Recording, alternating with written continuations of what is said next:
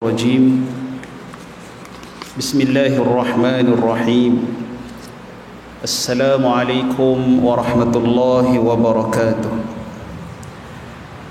الحمد لله رب العالمين وأفضل الصلاة وأتم التسليم على سيدنا محمد وعلى آله وأصحابه أجمعين رب اشرح لي صدري ويسر لي أمري واحلل عقدة من لساني يفقه قولي اللهم علمنا ما ينفعنا وانفعنا بما علمتنا وزدنا علما اللهم اجعلنا من الذين يستمعون القول فيتبعون أحسنه أما بعد. Muslimin muslimat yang dirahmati Allah Subhanahu wa taala, alhamdulillah, bersyukur kita kepada Allah Subhanahu wa taala kerana dengan taufik dan hidayahnya kita dapat sama-sama menunaikan solat subuh secara berjemaah pada pagi ini. Maka itu semua adalah fadlun ataupun kelebihan yang Allah Ta'ala berikan kepada kita, yang patut kita sentiasa syukuri, ya, kerana kita selalu meminta kepada Allah Subhanahu wa taala dalam solat kita ataupun dalam bacaan-bacaan kita. Ketika mana kita membaca Al-Fatihah, kita minta ihdinas siratal mustaqim. Kita minta Allah Subhanahu wa taala sentiasa memberikan kepada kita hidayah. Ya. Maka alhamdulillah tuan-tuan, Allah berikan kepada kita hidayah untuk sama-sama kita bangun dan melakukan salat yang merupakan antara salat yang paling payah, ya, bagi manusia, iaitu sembahyang subuh. Sembahyang subuh secara berjemaah. Maka kita sentiasa bersyukur kepada Allah Subhanahu wa taala atas nikmat hidayah, dan kita sentiasalah ikhlaskan hati kita semata-mata kerana Allah Subhanahu wa taala. InsyaAllah, ya, pada pagi ini kita teruskan lagi pengajian kita dalam kitab Syama'il Al-Muhammadiyah. Pada minggu lepas kita telah membahaskan berkaitan dengan hadis-hadis salat duha, ya. Dan kita masih lagi berada dalam bab salat duha. Cumanya 3 hadis yang terakhir dalam bab ini yang kita akan baca pada hari ini, ianya bukanlah salat duha. Ya, hadis yang kita baca ini bukanlah berkaitan dengan salat duha, ya, tetapi solat yang kita laksanakan selepas waktu duha, ya. Ataupun kita akan tengok kejap lagi hadisnya berkaitan dengan satu solat yang bukan solat baru, tapi baru dalam bab kita ni, iaitu solat sunat az-zawal, ya, solat sunnatuz zawal, sembahyang sunat zawal, yakni selepas tergelincirnya matahari. Baik. Maka tuan-tuan sekalian, kenapa 3 hadis ni diletakkan dalam bab sembahyang duha, ya? Baik. Sedangkan ia bukan sembahyang duha, ya. Maka Al-Allamah Al-Imam Al-Syekh Ibrahim bin Ahmad Al-Bajuri, ya, pengarang kitab Al-Mawahib Al-Laduniyah ala Syama'il Muhammadiyah, asyarah kepada kitab Syama'il ni, dia kata wa ala kullin yatawaqqafu fi dhikri hadzal hadis fi hadzal bab wa kadza ma ba'dahu min al ahadith Allahumma illa an yuqala ala bu'd lamma kanat qaribatan minha wa min waqtiha kanat munasibatan laha.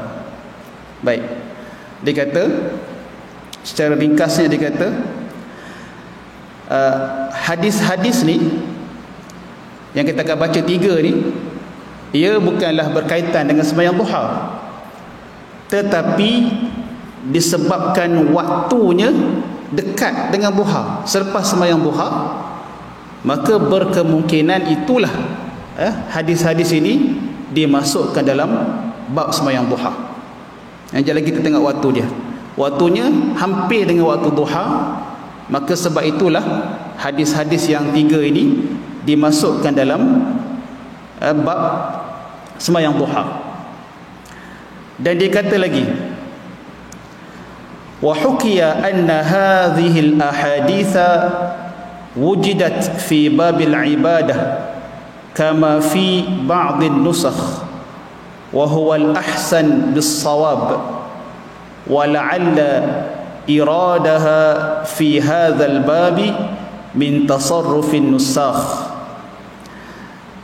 Kata al-alamah al-imam Ibrahim bin Ahmad al-Bajuri, dia kata lagi bahawa diceritakan, disebut bahawasanya hadis-hadis ini sebenarnya berada dalam bab ibadah. Kita dah lepas tuan-tuan, bab ibadah itu bab ibadah yang menceritakan berkaitan dengan semayang malam dan juga semayang sunat rawatib. Ya, maka Syekh mengatakan bahawasanya hadis ini asalnya berada dalam, diceritakan hadis ini berada dalam bab ibadah itu, wa huwal ahsan bis shawab, dan itulah yang terbaiknya, sebab dia adalah berkaitan dengan ibadah, bukan sembahyang duha. Maka dikata lagi berkemungkinan kewujudan 3 hadis yang tidak ada kaitan dengan salat duha ini adalah kerana tindakan beberapa nusakh. Nusakh ni penyalin, penyalin kitab, bukan pengarang kitab. Pengarang kitab muallif al-Imam Tirmizi. Ya, jadi zaman dulu tuan-tuan dia tak ada mesin photostat, nak photostat, maka cara nak memperbanyakkan kitab tu adalah dengan cara menyalin balik, salin balik hadis tu kepada beberapa naskah. Ya, maka kemungkinan ianya adalah daripada kesilapan penyalin kitab itu meletakkan 3 hadis ini dalam bab sembahyang duha. Baik, maka tu tak ada masalah apa-apa tuan-tuan, yang penting ianya adalah hadis yang kita akan baca insya-Allah. Baik, cumanya nak terangkan kenapa 3 hadis tu berada dalam bab sembahyang duha, sedangkan ia sembahyang duha. Maka al-alamah al-imam Ibrahim bin Ahmad al-Bajuri mengatakan berkemungkinan waktunya hampir dengan duha ataupun ianya selepas sembahyang duha, maka diletakkan dalam bab salat duha.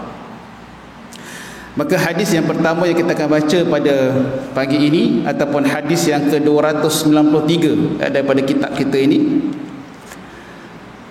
berkata al-Imam Tirmizi, haddatsana Ahmad bin Mani' an Hushaymin anba'ana Ubaidah wa huwa ibn Mu'attib an Ibrahim an Sahm bin Minjab an Qarsa'i Tabi atau an Qaza'ah an Qarsa'i an Abil Ayyub al-Ansari radhiyallahu ta'ala anhu anna an-nabiy sallallahu alaihi wasallam kana yudminu 4 raka'atin 'inda zawali syamsi faqultu ya Rasulullah innaka tudminu hadhihi al-4 raka'atin 'inda zawali syamsi faqala inna abwab as-sama'i tuftahu 'inda zawali syamsi fala turtaju hatta yusalla adh-dhuhru fa uhibbu an yas'uda li fi tilka as-sa'ah khairun. Qultu afi kullihinna qira'ah? Qala na'am. Qultu hal fihinna taslimun fasil? Qala la.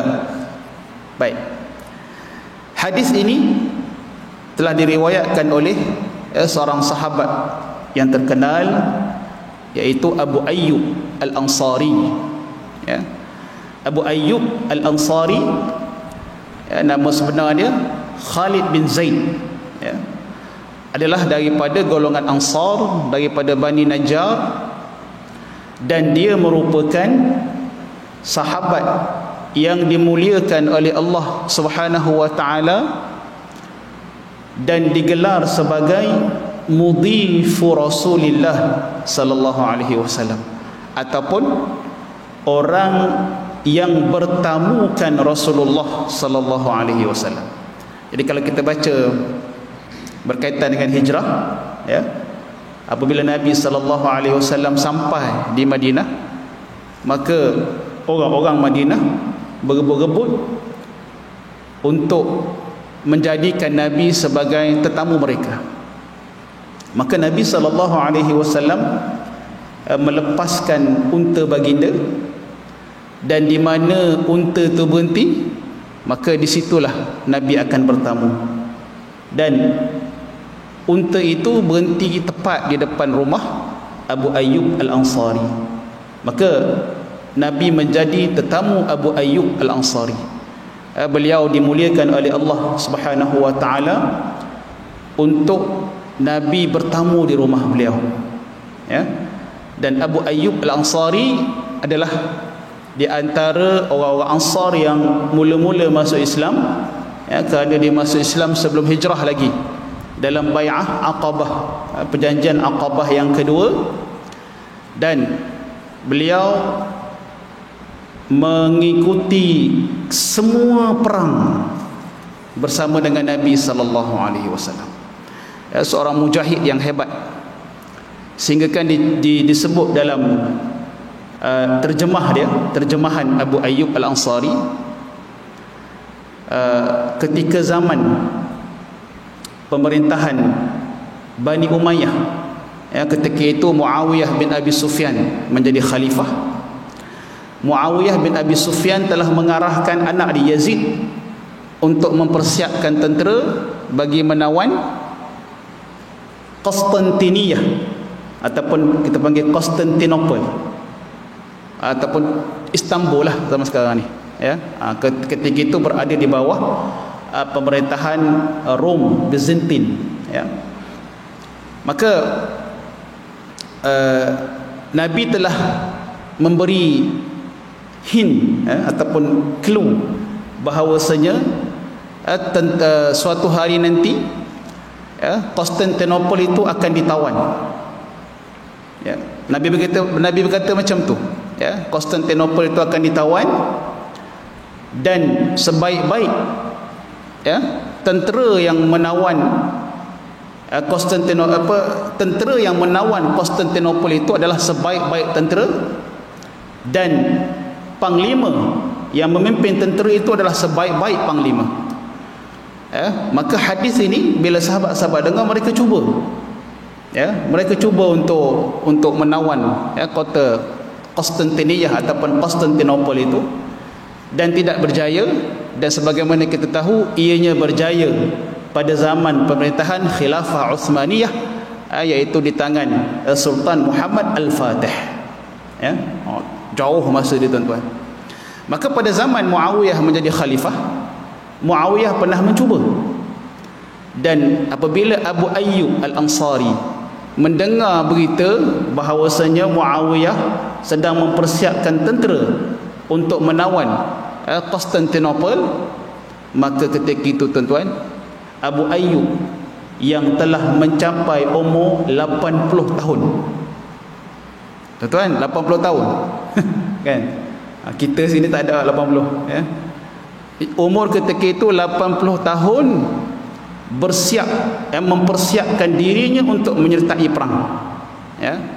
Maka anak-anak dia berkata kat dia, wahai ayah, ayah tua dah, ya, duduklah kat rumah, tak lagak nak kat pedang dah, kan naik kuda kan jatuh pula, duduklah kat rumah, ayah dah tua, ya. Maka apa jawab dia? Dia jawab dengan firman Allah Ta'ala, infiru khifafan wa thiqalan wajahidu bi amwalikum wa anfusikum fi sabilillah. Ya, apa makna dia? Infiru khifafan, keluarlah berjihad, khifafan dalam keadaan ringan, senang, wa thiqalan maupun dalam keadaan berat, ya, berat, sakit ke, mungkin sebab umur dah tua, berat, ya, tak kira apa keadaan pun keluarlah berperang dan berjihadlah dengan harta dan nyawa kamu di jalan Allah. Maka tuan-tuan sekalian, dalam peperangan itu beliau syahid, ya, dan dikebumikan, berhampiran dengan kota Konstantinopel tu, ya. Kalau tuan-tuan pergi Istanbul, jalan melancong, maka boleh pergi ziarah dia punya makam, makam Abu Ayyub Al-Ansari. Maka itu seorang sahabat yang sangat hebat, sangat hebat dalam berjihad, ya. Baik, maka tuan-tuan, Abu Ayyub Al-Ansari berkata, anna an-nabiy sallallahu alaihi wasallam kana yudminu 4 raka'atin 'inda zawali syamsi. Rasulullah sallallahu alaihi wasallam selalu mendirikan, yudmin, tuan-tuan, perkataan yudmin bermaksud muwadhabah, sentiasa, kerap, sentiasa melakukan, ya, salat 4 rakaat ketika matahari tergelincir. Ketika matahari tergelincir. Bila matahari tergelincir ni, tuan-tuan, nak kita tengok sikit berkaitan dia punya waktu dia, ya. Matahari tergelincir bila masuk waktu zuhur. Kalau kita lihat daripada pagi, tuan-tuan, ni daripada waktu kita ni, ya, tadi kita sembahyang subuh, ya. Lepas sembahyang subuh, waktu sekarang ni tuan-tuan, adalah waktu makruh tahrim bersolat, ya. Dalam mazhab Syafi'i, ulama mazhab Syafi'i meletakkan hukum makruh tahrim. Ada mazhab yang meletakkan haram terus, macam mazhab Hanbali, dia letakkan haram bersolat waktu ni. Apa maksud makruh tahrim? Makruh tahrim ni makruh yang dekat dengan haram. Kalau buat berdosa tetapi dosanya tidaklah sampai ke tahap haram, itu maksud makruh tahrim, ya. Maka waktu sekarang ni makruh tahrim, ya, kita tak boleh sembahyang sunat. Dan waktu ni akan berterusan sampailah naik matahari, 15 minit selepas naik matahari, ya. Sekejap lagi kita akan solat sunat isyraq, insya-Allah habis kuliah nanti. Maka selepas 15 minit naik matahari, maka waktu tu waktu harus solat, ya, harus bersolat. Dan itulah dia waktu sembahyang duha yang kita bincang dalam minggu yang lepas, berterusan sehinggalah 10 minit sebelum masuk waktu zuhur. 10 minit sebelum masuk waktu zuhur, maka ketika itu habis sembahyang duha, habis waktu sembahyang duha. Dan 10 minit tu, tuan-tuan, waktu apa, tuan-tuan? 10 minit tu sebelum waktu zuhur tu, itulah yang dipanggil sebagai waktu istiwa. Waktu istiwa ada apa dia? Waktu matahari berada tegak atas kepala. Itu 10 minit sebelum zuhur tu dipanggil waktu istiwa. Dan sekali lagi kita masuk dalam waktu yang makruh tahrim untuk bersolat, makruh yang dekat dengan haram untuk bersolat. 10 minit, tuan-tuan, ya, 10 minit sebelum masuk waktu zuhur. Maka waktu tu haram untuk kita bersolat, makruh tahrim, bukan haram, makruh tahrim, untuk kita bersolat. Time itulah kita rajin nak buat sembahyang hajat ke apa semua, waktu tu hold dulu. kecuali pada hari Jumaat. Kecuali pada hari Jumaat.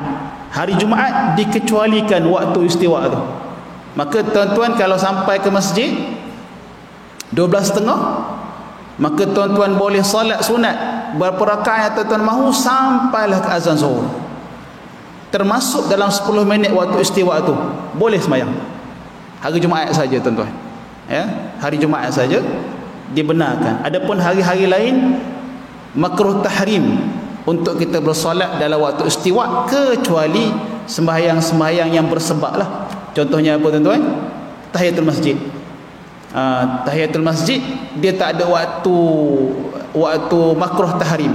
Ya, kita masuk je masjid, maka itulah dia punya waktu.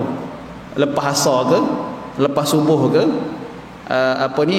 waktu istiwa ke, ya, maka kita masuk je, maka itulah waktu untuk kita bersolat tahiyatul masjid. Adapun sembahyang-sembahyang lain, maka hukumnya makruh tahrim 10 minit sebelum masuk waktu zuhur. Baik. Apabila tamat waktu istiwa 10 minit, maka masuk waktu zuhur. Okey, bila masuk waktu zuhur, itulah yang dinamakan sebagai waktu zawal.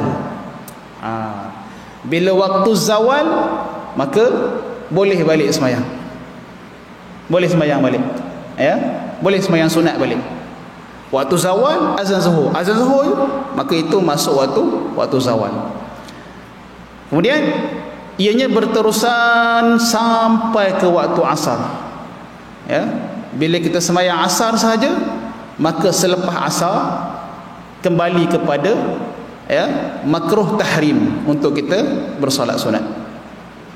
Ianya berterusan sampai azan maghrib. Azan maghrib, maka waktu harus solat kembali semula. Ya, kembali semula sampailah ke waktu subuh. Ya, maka itu waktu solat kita. Ya, waktu solat kita. Baik. Maka tuan-tuan sekalian,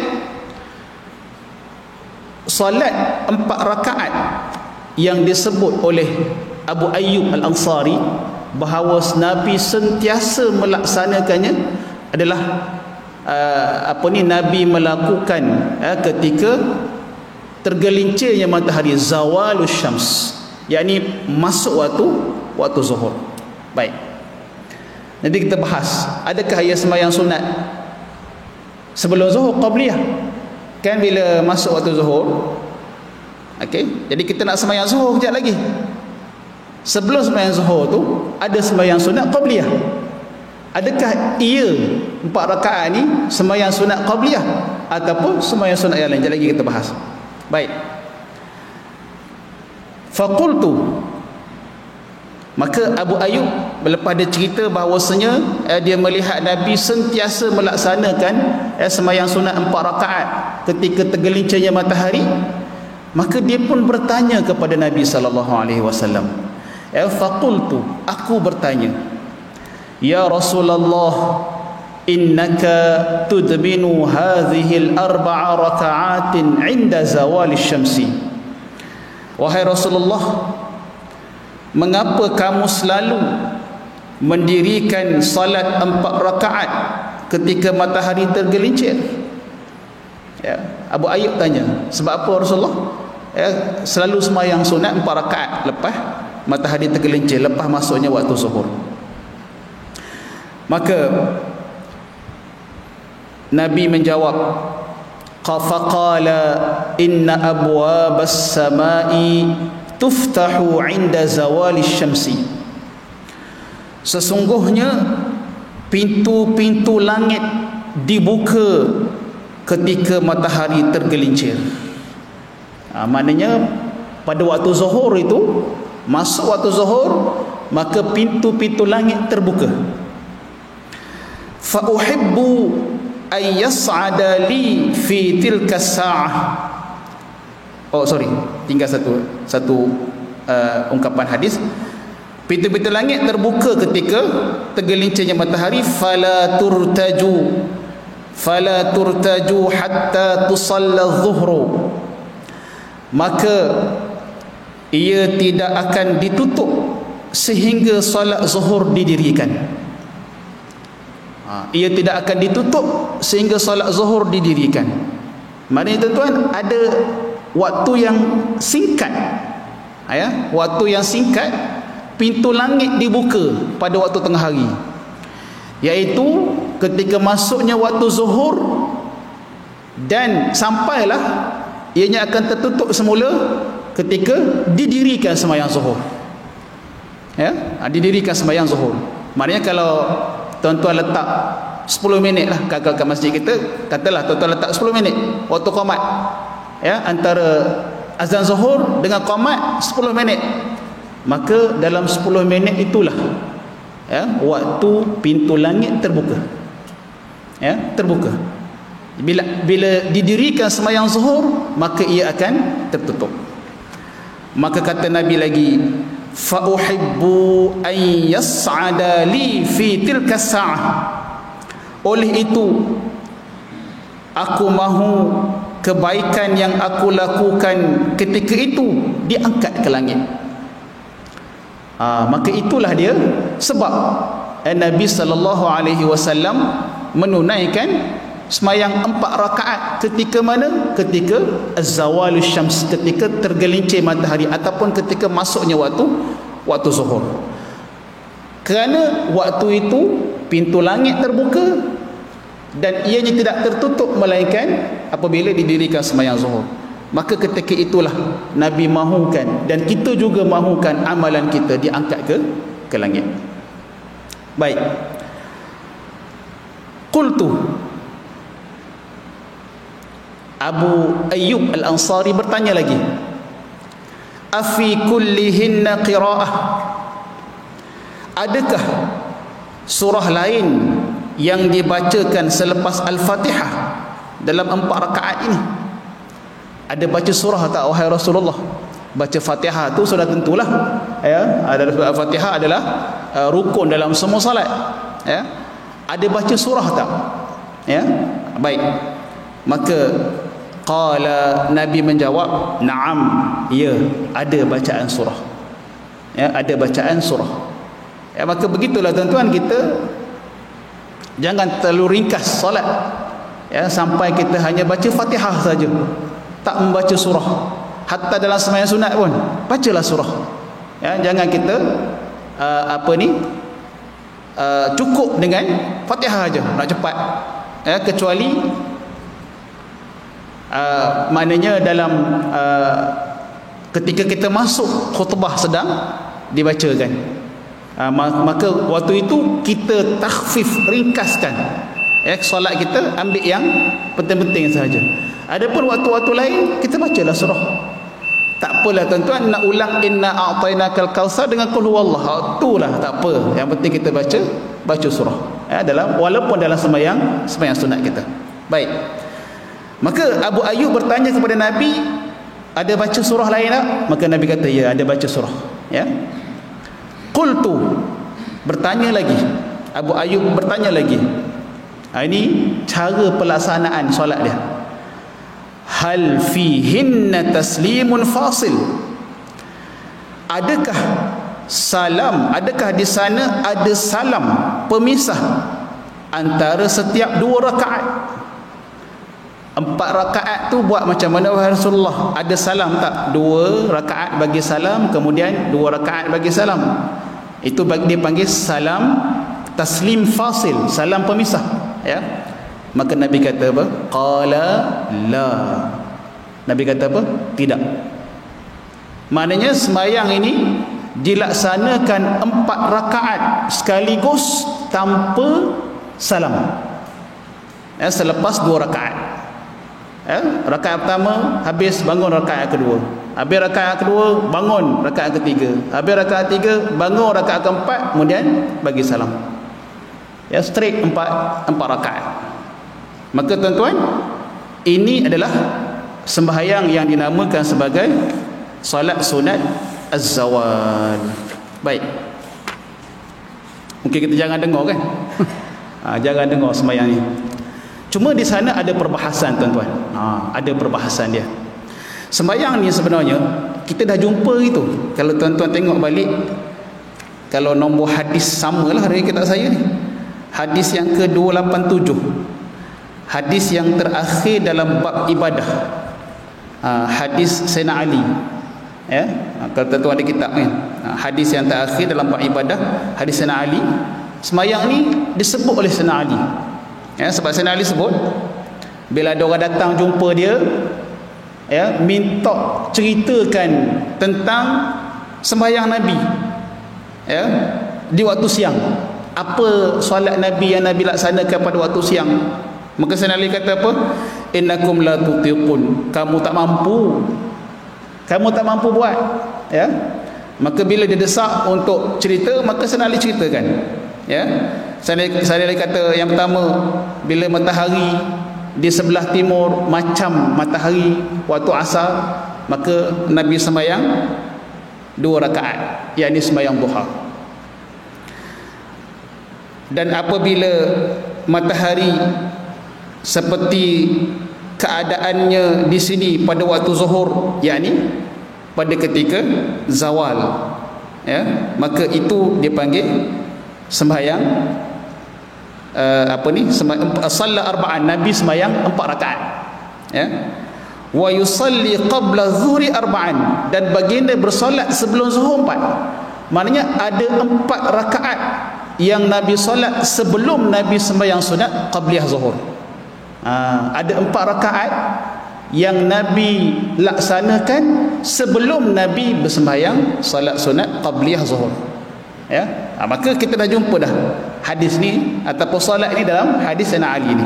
Baik, maka tuan-tuan, di sana ada perbahasan di kalangan para ulama berdasarkan kepada hadis yang kita baca ni. Maka tuan-tuan sekalian, solat yang kita baca 4 rakaat selepas tergelincirnya matahari ini, maka ulama bahas adakah dia sembahyang sunat qabliyah zuhur, sebab dah masuk waktu zuhur, ya, bukan sebelum zuhur. Zawal, inda zawal ni maknanya dah masuk waktu zuhur. Waktu zuhur dah masuk, dah habis istiwa dan matahari mula tergelincir di belah barat, ke sebelah barat, ya. Maka para ulama dia bahas adakah ini sembahyang sunat qabliyah zuhur, ya, ataupun ianya dinamakan sebagai sembahyang sunat az-zawal, ya, sembahyang sunat zawal, tergelincirnya matahari.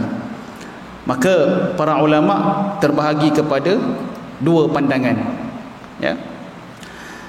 Jumhur, yakni kebanyakan para ulama mengatakan sembahyang sunat yang kita baca dalam hadis ni, kita baca hadis tadi tu 4 rakaat ketika tergelincirnya matahari dan tidak ada salam pemisah, 4 rakaat sekaligus. Jumhur, kebanyakan para ulama mengatakan ini adalah sembahyang sunat qabliyah zuhur. Ini adalah sembahyang sunat qabliyah zuhur. Baik. Yang kedua, pandangan yang kedua, ini adalah daripada ulama mazhab Syafi'i, sebab ianya disebut dalam kitab-kitab fiqh Syafi'i, ya. Ulama mazhab Syafi'i mengatakan 4 rakaat yang kita baca tadi, 4 rakaat tanpa salam pemisah, 4 rakaat sekaligus itu, maka itu bukan sembahyang sunat qabliyah zuhur, itu adalah sembahyang sunat zawal. Sembahyang sunat zawal, sunnatuz zawal, sembahyang sunat zawal. Maka qabliyah zuhur lain, sunat zawal lain. Sunat zawal dilaksanakan sebelum qabliyah zuhur. Itu pada pandangan ulama mazhab Syafi'i, ya, kerana sunat zawal ni disebut dalam kitab-kitab fiqh Syafi'i. Antaranya Mughnil Muhtaj ada sebut, ya, kitab fiqh mazhab Syafi'i. Baik. Dan juga kalau kita lihat, kalau kita baca dalam kitab Zadul Ma'ad karangan Ibnul Qayyim Al-Jauziyah. Zadul Ma'ad ni kitab Syama'il jugalah. Zadul Ma'ad ni fi hadi khairil ibad, kitabnya lebih kurang macam kitab Syama'il je, tapi dia banyak syarah, ya, dia banyak syarah, dan ianya lebih terperinci lah, ianya lebih terperinci penerangan dia. Macam kitab Syama'il ni, dia ada hadis-hadis je, kita kena cari sendiri syarah dia. Adapun kitab Zadul Ma'ad tu ada syarah yang Ibn Qayyim nyatakan. Dalam kitab Zadul Ma'ad tu, Imam Ibn Qayyim Al-Jauziyah dia sebut, dia ulas pasal hadis ni. Dia kata apa? Hadhil arba' salatun mustaqillatun kana yusalliha ba'da az-zawal wa warada mustaqillun sababuhu intisafun nahari wa zawalush syamsi. Ya. Imam Ibn Qayyim Al-Jauziyah dia kata 4 rakaat ini, 4 rakaat apa yang tersebut dalam hadis. Ketika dia mensyarahkan hadis yang kita baca tadi, dia kata 4 rakaat ini salatun mustaqillah, ialah sembahyang yang berasingan. Dia nak mengatakan bahawasanya 4 rakaat itu bukan qabliyah zuhur, dia solat yang berasingan. Baik.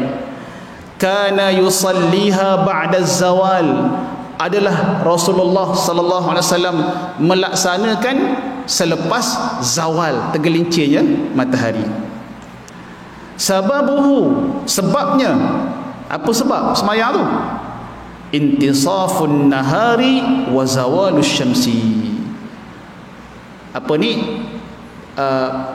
Pertengahan waktu siang, waktu tu pertengahan waktu siang, dan juga zawalush syamsi, tergelincirnya matahari. Dia lain sebab dia. Kalau qabliyah zuhur, sebab dia apa? Sebab kita nak sembahyang zuhur. Qabliyah sebelum zuhur, sebabnya adalah sebab sembahyang zuhur. Adapun sembahyang sunat zawal ni, sebabnya adalah apa? Pertengahan waktu siang dan juga tergelincirnya matahari. Maka sebab itu Ibn Qayyim menyebut bahawasanya ia adalah sembahyang yang berasingan, lain, bukan sembahyang sunat qabliyah. Baik. Maka di situ ada khilaf, ya, di kalangan para ulama. Dan kalau kita lihat dalam kitab Sunan Tirmizi, karangan Imam Tirmizi pun datangkan juga hadis ini dalam kitab Sunan dia, dan ianya disyarah oleh Al-Mubarakfuri, ulama India, ya. Al-Mubarakfuri ketika mensyarahkan hadis ini, dia kata apa? Disebut وقال المباركفوري في شرح المشكات, dalam kitab dia Syarh al-Mishkat, syarah kepada Sunan Tirmizi, hadhihi ar-raka'atil arba', hadhihi, dia kata apa? Hadhihi sunnatuz zawal wa hiya ghairu sunnatiz zahri. Ini 4 rakaat ini adalah sembahyang sunat zawal, bukan sembahyang sunat qabliyah zuhur, ya. Maka ada khilaf, ada di kalangan para ulama. Maka tuan-tuan sekalian, maka bagi mereka yang ingin memperbanyakkan ibadah dia, ya, maka tidak ada masalah dia laksanakan. Kalau tuan-tuan datang awal ke masjid sebagai contoh, ya, 5 minit sebelum masuk waktu zuhur, ya, ketika azan tuan-tuan telah berada di masjid, maka ada masa yang panjang untuk menunggu sembahyang zuhur, 10 minit. Ada kalau imam mari lambat 15 minit kan. Maka tidak salah, ya, kita sembahyang sunat zawal sebelum kita sembahyang sunat qabliyah, ya. Kita sembahyang dulu sunat zawal, ya, 4 rakaat tanpa salam straight. Habis tu barulah kita sembahyang qabliyah zuhur 2 rakaat yang muakkad. Yang muakkad. Kalau rajin lagi tambah lagi 2 yang tidak muakkad. Maka 8 rakaat. Ya, kita memperbanyakkan sujud kepada Allah Subhanahu wa taala. Baik. Okey tuan-tuan. Itu sembahyang sunat zawal, ya. Okey, baik. Maka kita 10 minit ataupun 15 minit tu waktu langit terbuka, waktu pintu langit terbuka. Maka bila kita ada dalam masjid waktu tu, maka kita perbanyakkanlah ibadah. Tinggallah sekejap handset. Ada orang kadang handset dah lepas di tangan lah. Setiap masa tengok handset kan. Tinggal dulu handset, perbanyakkan ibadah. Selesai kita bersolat sunat, maka baca Quran, zikir, istighfar, ya. Kerana mudah-mudahan ketika itu amalan kita straight naik ke langit, diterima oleh Allah Subhanahu wa taala. Baik. Okey, hadis yang seterusnya. Hadis yang kedua, dua hadis terus ini sama je lah hadis dia. Hadis yang sama je. Baik. Hadis 294. Hadis 294 ni hadis dengan matan yang sama yang kita baca tadi, cumanya dia punya kita panggil sanad yang berbeza. Imam Tirmizi mempunyai sanad yang berbeza untuk hadis sunat zawal tadi. Kita terus kepada hadis yang ke-295. Berkata Al-Imam Tirmizi, haddatsana Muhammad ibn al-Musanna, haddatsana Abu Dawud, haddatsana Muhammad ibn Muslim ibn Abil Waddah an Abdul Karim al-Jazri an Mujahid an Abdullah ibn Sa'ib anna Rasulullah sallallahu alaihi wasallam kana yusalli arba'an ba'da an tazula asy-syamsu qabla adh-dhuhri wa qala innaha sa'atun tuftahu fiha abwabus sama' fa uhibbu an yas'ada li fiha 'amalun salih. Baik. Hadis ini diriwayatkan oleh seorang sahabat yang bernama Abdullah bin Sa'ib. Abdullah bin Sa'ib ini sahabat dan juga ayah dia juga seorang sahabat. Baik. Dan dia juga meriwayatkan hadis yang sama dengan Abu Ayyub Al-Ansari, ya. Cumanya dia sedikit ringkas, tak sebut pasal salam tadi tu, ya. Maka Abdullah bin Sa'ib berkata, anna Rasulullah sallallahu alaihi wasallam kana yusalli arba'an ba'da an tazula asy-syamsu. Bahawasanya Rasulullah sallallahu alaihi wasallam bersalat 4 rakaat selepas tergelincirnya matahari. Baik. Qabla zuhri, sebelum menunaikan solat zuhur. Sebelum menunaikan solat zuhur. 4 rakaat selepas tergelincir matahari sebelum menunaikan sembahyang zuhur. Wa qala, dan baginda bersabda, innaha sa'atun tuftahu fiha abwabus sama'. Sesungguhnya ianya merupakan masa, waktu yang dibuka padanya pintu-pintu langit. Fa uhibbu an yas'ada li fiha 'amalun salih. Maka aku mahu agar amal salihku diangkat pada waktu itu, ya. Maka maknanya lebih kurang saja dengan hadis Abu Ayyub Al-Ansari tadi, ya. Nabi sembahyang sunat 4 rakaat selepas tergelincirnya matahari sebelum menunaikan waktu zuhur atas sebab yang sama, iaitu ketika itu pintu langit terbuka dan Nabi mahukan amal soleh baginda terangkat ke langit pada waktu itu. Baik. Dan hadis yang terakhir dalam bab kita, bab solat duha, hadis yang ke-296. Haddatsana Abu Salamah Yahya ibn Khalaf, haddatsana Umar bin Ali al-Muqaddami an Mis'ar ibn Kidam an Abi Ishaq an Asim bin Damrah an Ali annahu kana yusalli qabla adh-dhuhri arba'an wa dhakara anna Rasulullah sallallahu alaihi wasallam kana yusalliha 'inda az-zawal wa yamuddu fiha. Baik. Hadis ini diriwayatkan oleh Sayyidina Ali radhiyallahu anhu dan diambil oleh Asim bin Damrah. Asim bin Damrah ni saya sebut tadi hadis yang dalam bab ibadah tu, ya. Sayyidina Ali sebut salat Nabi pada waktu siang. Perawi hadis tu yang sama, Asim bin Damrah diambil daripada Sayyidina Ali bin Abi Talib radhiyallahu anhu. Baik.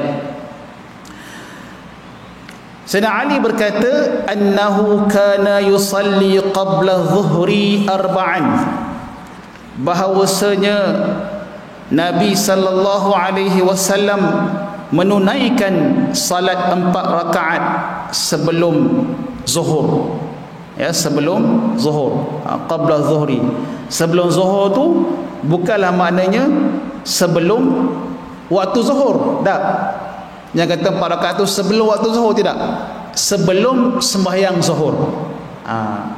Nabi sallallahu alaihi wasallam menunaikan 4 rakaat sembahyang sunat, 4 rakaat sebelum menunaikan solat fardu zuhur. Baik. Wa dzakara anna Rasulullah sallallahu alaihi wasallam kana yusalliha 'inda az-zawal, dan dikatakan bahawasanya Rasulullah sallallahu alaihi wasallam menunaikannya pada waktu matahari condong, inda zawal, ketika matahari condong ataupun tergelincir. Ni. Jadi Sayyidina Ali sebut Nabi sembahyang sunat 4 rakaat sebelum sembahyang zuhur. Bila Nabi sembahyang itu? Inda zawal, ketika tergelincirnya matahari. Wa yamuddu fiha, dan baginda memanjangkan bacaan dalam solatnya. 4 rakaat zawal tu, daripada hadis Sayyidina Ali ini menyebut bahawasanya Nabi memanjangkan bacaan surah dalam 4 rakaat sembahyang sunat zawal. Baik. Maka tuan-tuan sekalian, habis kita punya bab bab solat duha. Maka insya-Allah kita dapat manfaat dalam kita memperbanyakkan ibadah kita untuk lilittiba, kerana mengikut Nabi sallallahu alaihi wasallam. Kita mungkin tak boleh nak ikut Nabi 100% lah, bukan level kita. Tetapi kita cubalah, tak boleh setiap hari, kita buat ketika kita ada masa. Ketika kita ada masa, kita laksanakan. Ada masa lapang, maka kita laksanakan. Sikit-sikit. Maka mudah-mudahan keikhlasan kita diberikan pahala yang besar oleh Allah Subhanahu wa taala. Di samping Allah taala memberikan kita pahala kerana mengikut kekasihnya Nabi Muhammad sallallahu alaihi wasallam. Baik, insya-Allah pada minggu yang akan datang kita akan masuk bab yang seterusnya, iaitu bab solat sunat di rumah. Sembahyang sunat dekat rumah. Babu salati tatawwu'i fil bait. Bab sembahyang sunat di rumah. Dan hadis dia ada satu je.